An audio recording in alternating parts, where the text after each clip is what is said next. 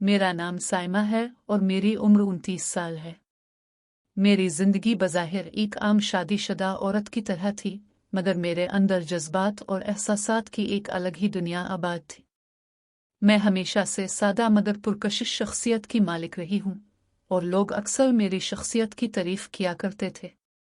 मगर मेरी असल पहचान मेरी फैमिली थी, मेरा शौहर फहद और हमारी 1 साल की नन्ही सी बेटी, जिसकी मुस्कुराहट मेरी जिंदगी का सबसे खूबसूरत हिस्सा थी। फहद एक सरकारी मुलाजिम थे, जिम्मेदार, संजीदा और निहायत ख्याल रखने वाले इंसान। उनकी तबीयत में ठहराव था और वो जिंदगी को बहुत सादगी से जीना पसंद करते थे।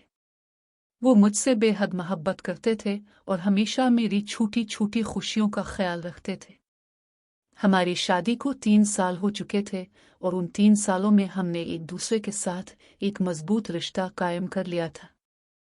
हमारी जिंदगी में ना कोई बड़ी ख्वाहिश थी और ना कोई बड़ी कमी, बस एक सादा सा सुकून था जिसमें हम खुश थे। हर दिन एक जैसे मामूल के साथ गुजरता था।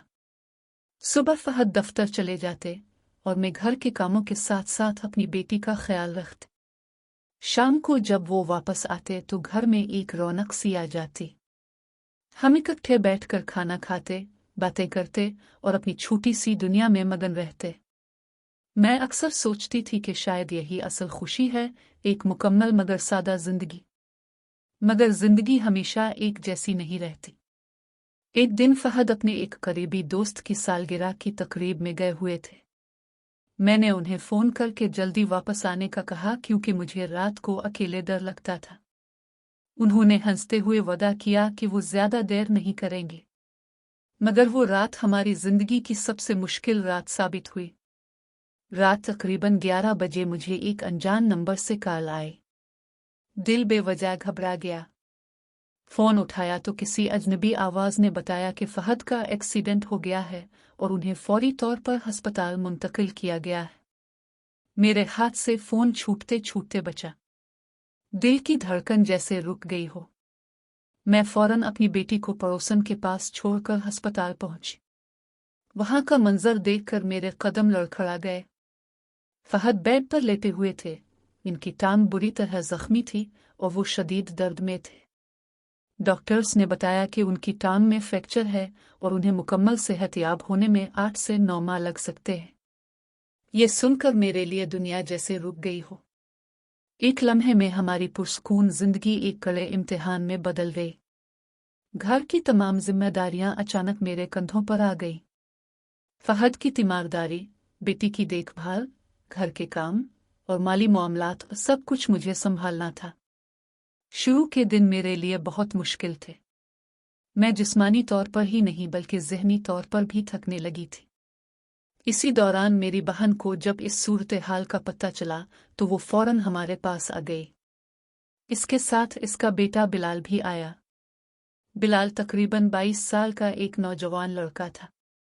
वो सादा, नर्म मिजाज और बहुत मददगार तबीयत का मालिक था।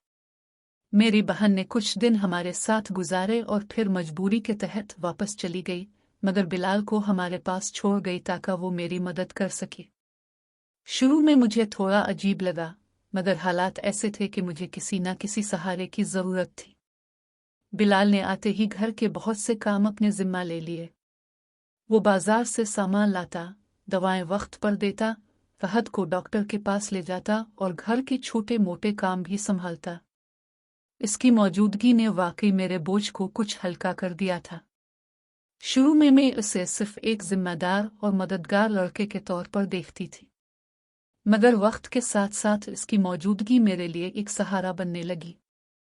वो न सिर्फ काम में मदद करता बल्कि मेरी बातें भी सुनता। जब मैं थक जाती तो वो मुझे तसल्ली देता, हौसला देता और कहता कि सब ठीक हो जाएगा। फहद की बीमारी और मुसलसल मसरूफियात की वजह से मैं अंदर ही अंदर बहुत थक चुकी थी।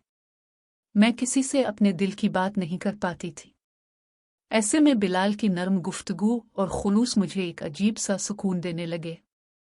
कभी कभार वो मेरी बेटी के साथ खेलता तो घर में एक खुशगवार माहौल बन जाता।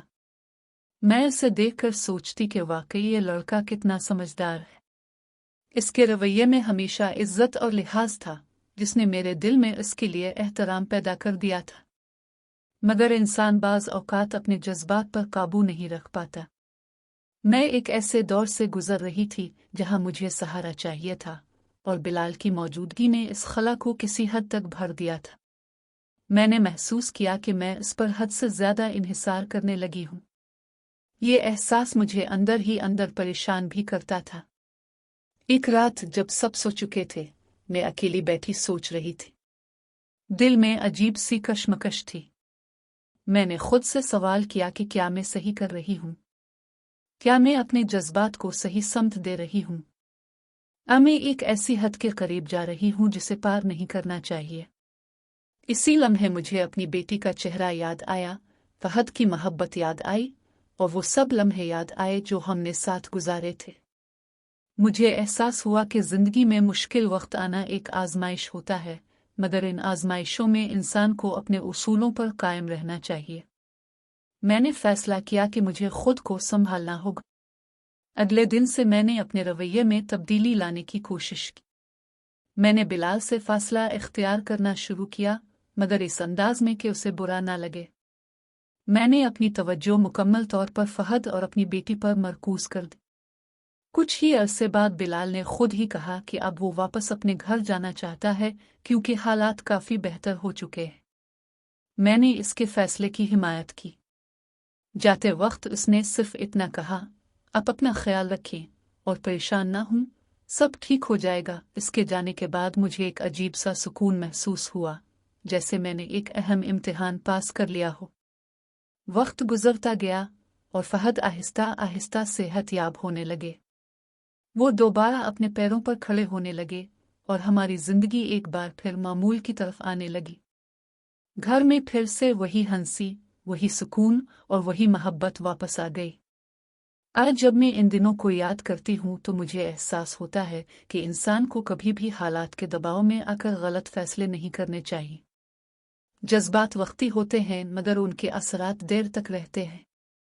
मैंने इस आजमाइश से बहुत कुछ सीखा। मैंने सीखा कि सब्र, समझदारी और अपने उसूलों पर कायम रहना ही असल कामयाबी है। जिंदगी में मुश्किल वक्त आते हैं, मगर वो हमेशा नहीं रहते।